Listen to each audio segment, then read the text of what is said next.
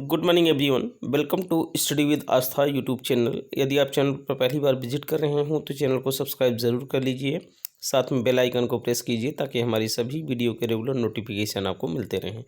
आइए आज के समाचार पत्रों पर डालते हैं एक नज़र।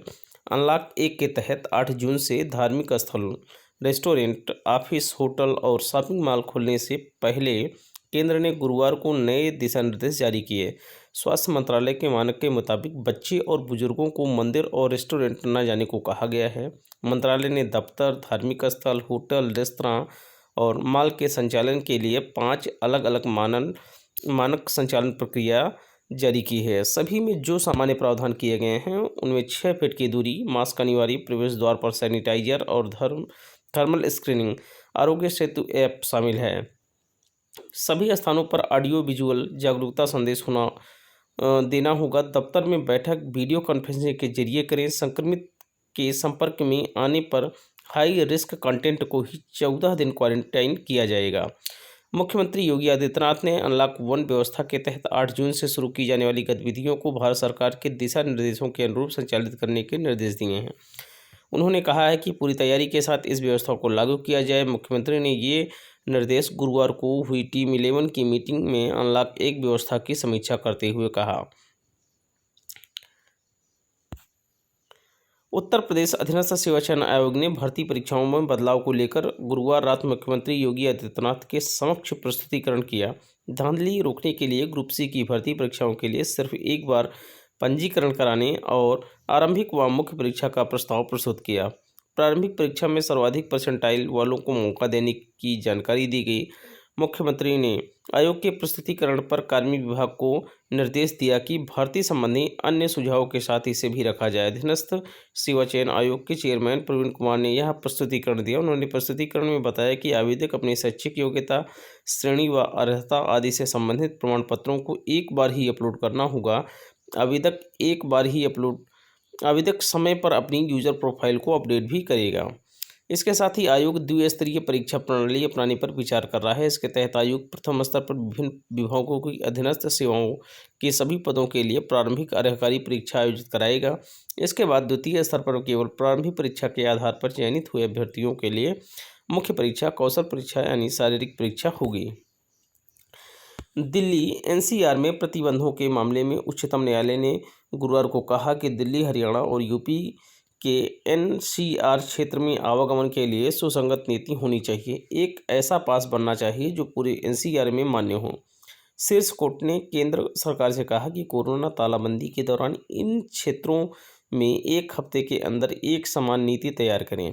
शीर्ष अदालत ने कहा कि वर्तमान हालात में एक नीति, एक रास्ता और एक पोर्टल बनाया जाए। केंद्र की ओर से सॉलिसिटर जनरल तुषार मेहता ने कहा कि वह इसके लिए निर्देश लेंगे ताकि एक समान नीति हो और लोगों को परेशानी ना हो। दिल्ली सरकार ने गुरुवार को उच्च न्यायालय को बताया कि स्वास्थ्य संबंधी आपातकालीन स्थिति में ई पास के जरिए बाहर के लोगों को दिल्ली में इलाज के लिए प्रवेश की अनुमति दी जाएगी। सरकार ने कहा कि कोरोना के मद्देनज़र राजधानी की सीमा सील करने के लिए बनाई गई दिशा निर्देश के तहत यह प्रावधान किया गया है। इलाज के लिए लोगों को ई पास लेना होगा। प्रधानमंत्री गरीब कल्याण पैकेज के तहत महिला जनधन खाते में तीसरी किस्त जारी की जा रही है। खाते के अंतिम नंबर के अंत के 0 और 1 नंबर वाले खातों में 5 जून को राशि हस्तांतरित होगी। वायु प्रदूषण की मार से इंसान ही नहीं, पेड़ों की उम्र भी घट रही है और उनकी लंबाई कम हो रही है। अमेरिकी ऊर्जा विभाग की पैसिफिक नॉर्थवेस्ट नेशनल लैब के अध्ययन में यह सामने आया है। अध्ययन के मुताबिक पेड़ों की लंबाई में कमी और समय में ही नष्ट होने से दुनिया में कार्बन डाइऑक्साइड का स्तर बढ़ता जा रहा है। जंगलों को लेकर आबादी के इलाकों में यह बदलाव देखा जा रहा है। आज 5 जून है और विश्व पर्यावरण दिवस मनाया जा रहा है। 20 वैज्ञानिकों की टीम के मुख्य शोधकर्ता नेट मैक्टावेल ने कहा कि जंगलों की आग, सूखा, चक्रवात और अन्य प्राकृतिक आपदाएं भी पेड़ों को अल्पायु बना रही हैं। इससे पेड़ों की कार्बन डाइऑक्साइड सोखने की क्षमता घटी है। लंबे पेड़ों वाले घने जंगल कम होने से सूर्य की खतरनाक किरणें ज़्यादा नुकसान पहुंचा रही हैं। साइंस जर्नल में प्रकाशित शोध के अनुसार पुराने पेड़ों को जल्दी नष्ट होने के कारण दुनिया में जंगलों का दायरा घट रहा है। तापमान बढ़ने और बारिश की अवधि कम होने से पेड़ों में प्रकाश संश्लेषण की प्रक्रिया का असर पड़ रहा है, जिससे नए पौधों के बढ़ने की गति भी घट रही है और वे ज़्यादा ऊंचाई तक नहीं जा पाते। इससे पहाड़ी क्षेत्रों में जंगलों की जैव विविधता और वन्यजीव भी लुप्त हो रहे हैं। उत्तर प्रदेश सरकार 100 साल से ज़्यादा पुराने पेड़ों को हेरिटेज टैग देने का अभियान 1 जुलाई से शुरू करेगी। ऐसे पेड़ों की सेहत का विशेष ख्याल रखा जाएगा। भारत में 100 साल से ज़्यादा पुराने पेड़ों की संख्या लगातार घटती जा रही है। बाराबंकी के पारिजात वृक्ष, काकेरी के बरगद और के पेड़ और काकेरी के दशहरी पेड़ इसके उदाहरण हैं, जो बदलती जलवायु के प्रभाव और रखरखाव न होने से नष्ट हो रहे हैं। पुणे में 45 पेड़ 300 साल से भी ज़्यादा पुराने हैं। पार्वती हिल पर एक पेड़ 400 साल पुराना है। बंगाल में अम्फान तूफान के दौरान 100 साल से ज़्यादा पुराने सैकड़ों पेड़ उखड़ गए, जबकि पिछले कई दशकों में आए तूफान में उन्हें कुछ नहीं हुआ था। आबादी वाले इलाकों में कंक्रीट, रासायनिक पदार्थों के बढ़ते इस्तेमाल के साथ भूजल स्तर गिरने से बड़े पेड़ जल्दी सूख रहे हैं। एसी और अन्य कूलिंग उपकरणों से शहरी क्षेत्रों में बढ़ती गर्मी से भी पेड़ जल्दी बूढ़े होकर दम तोड़ रहे हैं।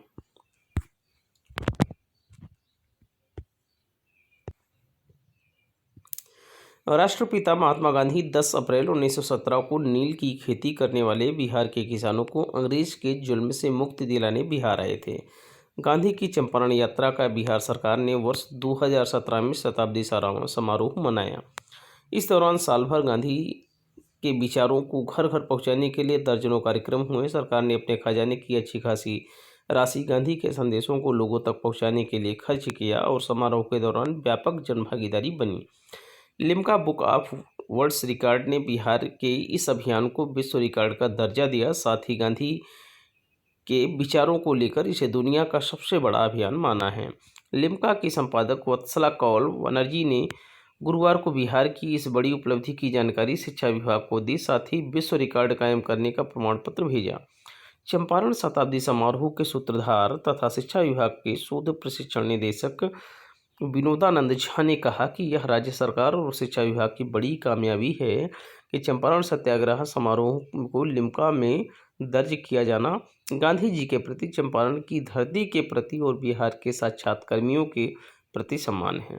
लिम्का बुक ऑफ रिकॉर्ड्स ने जन शिक्षा निदेशालय और बिहार राज्य साक्षरता मिशन द्वारा चंपारण शताब्दी समारोह के मौके पर खासतौर से आपको आपके त्योहार नामक फोल्डर के प्रकाशन का जिक्र किया है।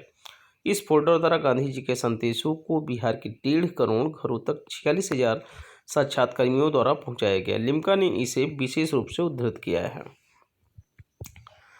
चंपारण शताब्दी समारोह की शुरुआत पटना के ज्ञान भवन में 2 दिवसीय यानी 10 से 11 अप्रैल 2017 राष्ट्रीय विचार विमर्श से हुआ था। गांधी जी के विचार और संदेशों को लेकर इस विचार विमर्श में देश भर के गांधीवादी जुटे। 17 अप्रैल को देश भर के 840 स्वतंत्रता सेनानियों को सम्मानित किया गया।